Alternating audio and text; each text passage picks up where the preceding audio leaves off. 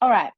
Here is a translation exercise from the actual textbook. So in chapter 2, the textbook says that it wants you to underline first declension nouns that you have learned from this chapter, then parse and translate them.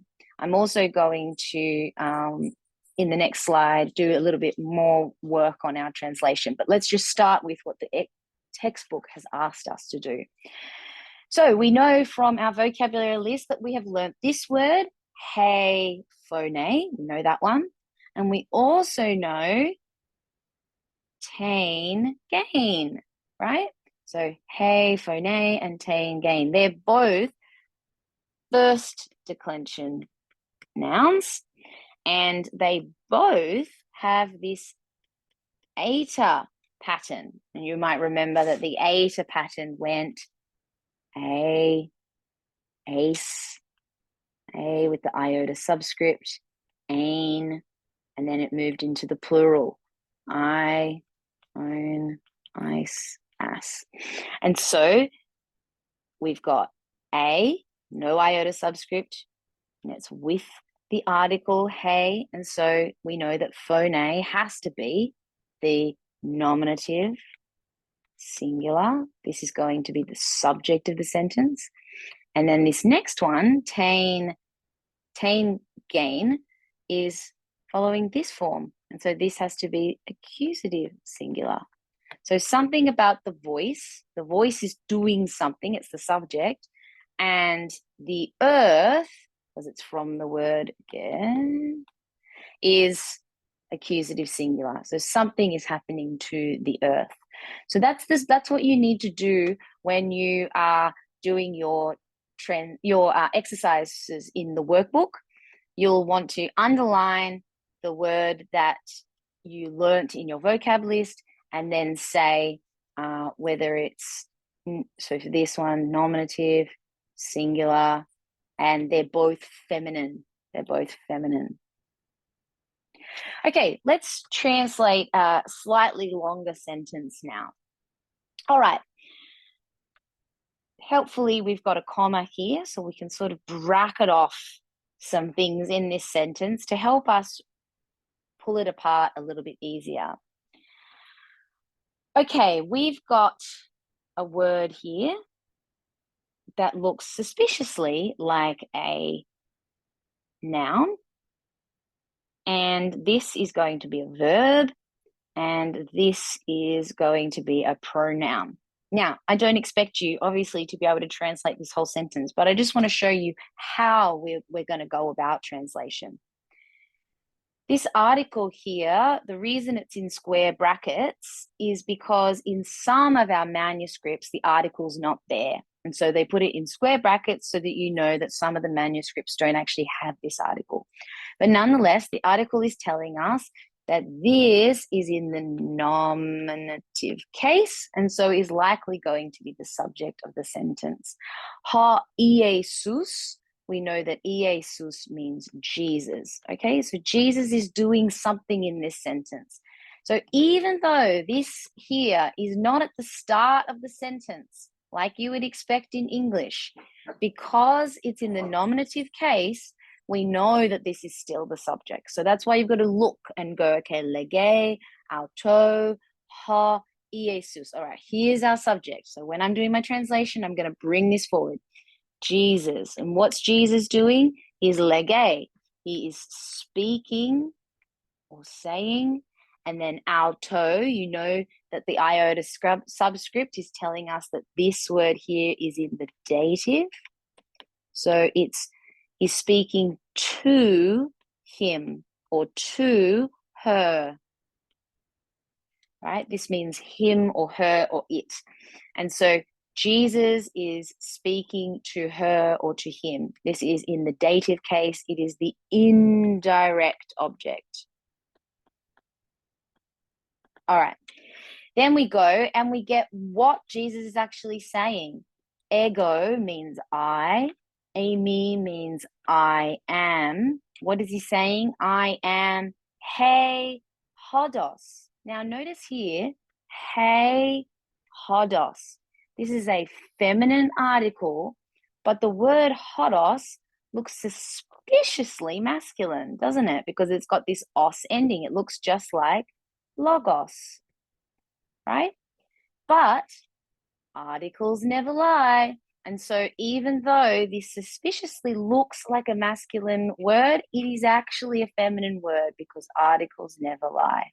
So this declines just like logos, but it is not masculine. So, he hodos, the way, kai, and he aletheia, the truth, kai, and the life. Now you'll notice here that all of these words are in the nominative singular. You've got he hodos, he aletheia, he zoe. So does that mean that all of these words are the subjects here? No, these words are not all the subjects. These are sort of acting together, the way and the truth and the life, but the subject is actually I, referring back to Jesus. I am the way, the truth, and the life. We call this in Greek the nominative predicate nominative. We call this predicate nominative. And what do we mean by that is these words here that are all in the nominative case, they're not the subject of the sentence. It's not the way and the truth and the life am I, but they are telling us something really important about the subject. And so when you see this me verb, me, which means I am, it sort of acts like an equals sign. And so that's why these are still in the nominative case, even though they're not technically the subject of the sentence. They're predicating, they're telling us something really important about the subject. And so they all remain in the nominative case, but our subject is actually here. Ego, I. Jesus is still the subject of this sentence. All right, one more example. Again, in the textbook, this time from chapter 3, we have our second declension nouns. And again, the book asks you to underline and parse and translate the second declension nouns that you have learned. So we've got kurios. Kurios is from the chapter this week. There is ha huios, and there is tu anthropou, and there is tu sabatou. All of these words will be in your vocabulary list for this week.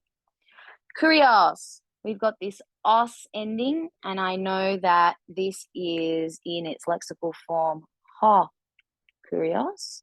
So this is masculine, and it is singular, and it is nominative. Okay?